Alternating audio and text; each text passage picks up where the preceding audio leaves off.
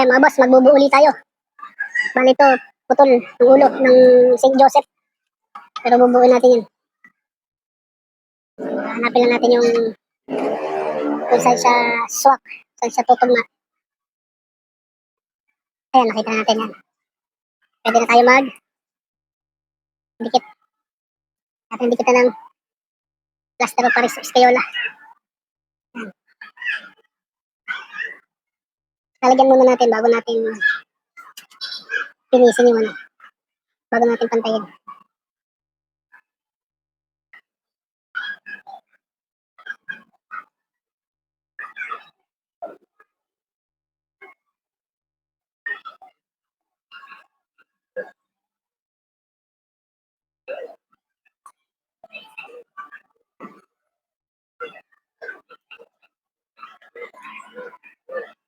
Pahiran na natin ang pahiran ng Escayola.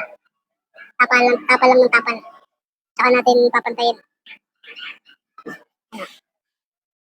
Tulad yan. Papantayin na natin yung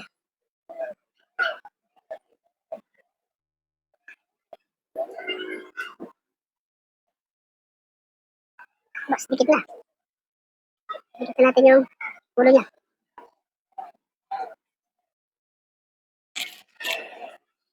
Linisin na natin ito. Medyo matigas.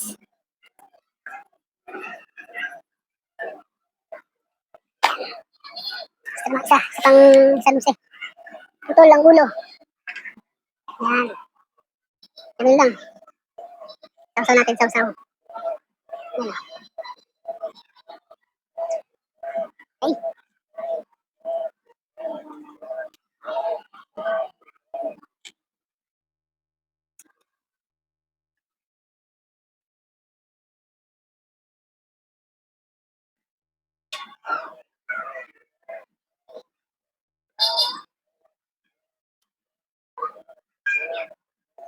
Tapos, kabit na. 2 down.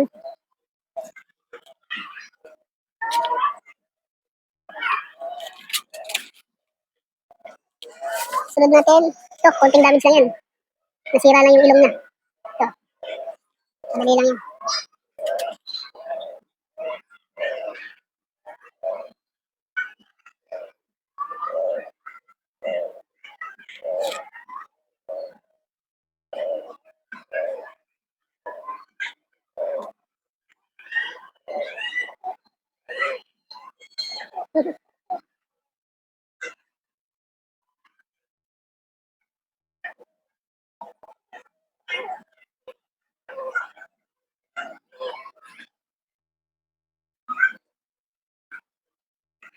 May ilong na siya mga boss.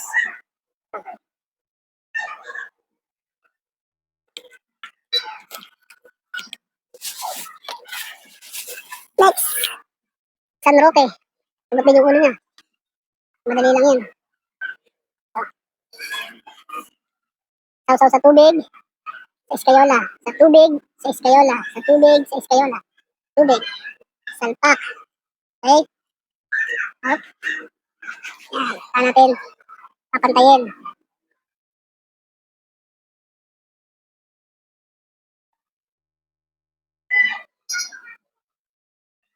Yan. Papantayin lang natin. Yan lang. Okay na. 4 down.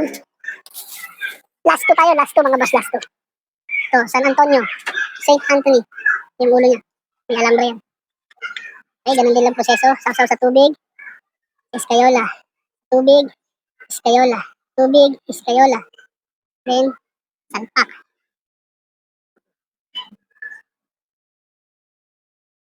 Pantay natin yung mga sumubrang Escayola.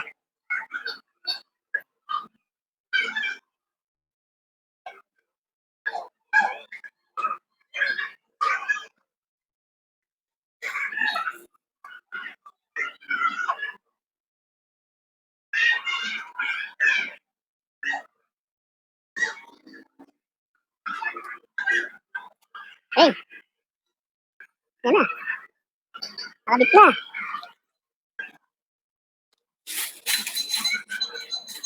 Plus natin Immaculate Conception to. Nabasag lang yung base. Madali lang to.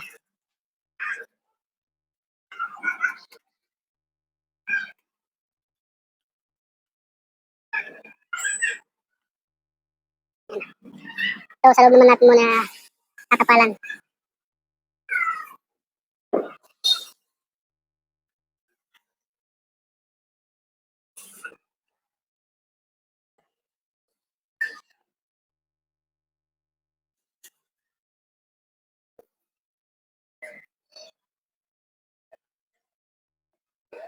Yan.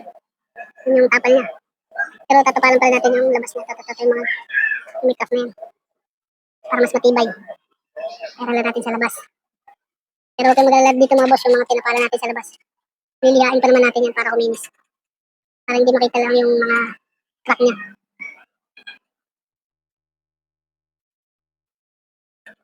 Pero kung isipin nyo na madumi, huwag kayong mag-alala mga boss. Pag naliha yan, wala na yan. Tapos pag napintura niyan, all goods na yan. That's it. Tapos na. Let's go. Ito yung mga pugot yung ulo boss. Na-repair na natin. Ito naman yung nasira yung base. Pugot ang ulo. Pugot ang ulo, sira yung ilong. Yan, nabaw na natin mga boss. Kung pwede na natin ulit pinturahan. Yan. Let's go.